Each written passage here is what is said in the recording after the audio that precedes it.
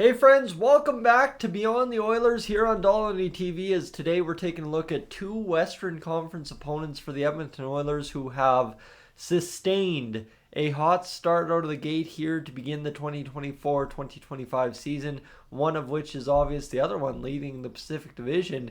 You kind of forget about these guys as times just based on being an American team that's really good, but yeah, we'll get to that and more in a matter of moments. If you're new to the channel, consider hitting that subscribe button. Closing in on 17,000 subscribers, just about 75 shy this morning.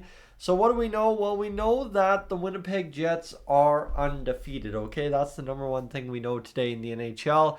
They are a perfect 8-0 to begin this NHL campaign. They've allowed 2 goals against per game. They're averaging, well, just over 4. And they are a perfect 16 of 16 points. Their next opponent is the Toronto Maple Leafs. I believe that is the Monday Nighters. So for the Winnipeg Jets, it has been absolutely incredible. And unfortunately still, I'm seeing the sellout numbers there for the home opener. It looked like released yesterday. And they still are struggling with putting some butts in the seats to sell out. But hey, you know what? Winnipeg will get that sorted. Winnipeg's a very dedicated hockey market. So no need to worry there. But the biggest thing is, at what point does the rest of the NHL, kind of like they're coming after the Edmonton Oilers, start coming after the Winnipeg Jets? Because Winnipeg's 8-0, and the more wins you allow them to rack up, the harder it is going to be to catch the Winnipeg Jets. You give them 9, 10, 11 in a row to start the season, they've got a really easy path the rest of the way to 55, 60 wins. And that is because Winnipeg is a really good team, right? We know year in, year out, Winnipeg over the past 3-4 years has been a really good regular season team. And they've just struggled to put it together at the playoff level once it gets there. So we'll see what happens. But very well earned by Winnipeg to be starting 8-0. And the biggest thing is the rest of the NHL's got to wake up and smell the coffee here and start trying to knock them down a peg, because they are... You allow them to get to 10, 11 in a row to start the year, they could very well become the President's Trophy favorites, only 12, 13 games into the NHL season. With that, we move on to the division leader in the Pacific, where this is not about the Vegas Golden Knights leading the Pacific Division, because you see how tight it is.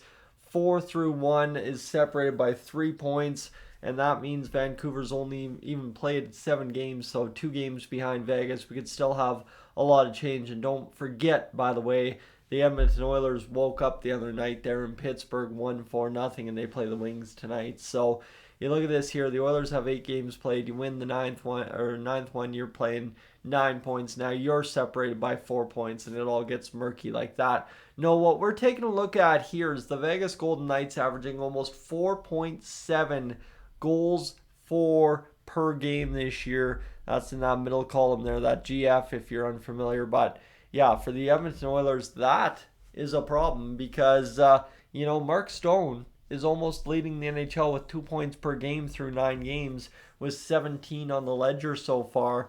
And well, let's just be honest, the Edmonton Oilers have given up just about as many goals as the Golden Knights this year. If they give up 1 in this next game, they will have given up just about the same.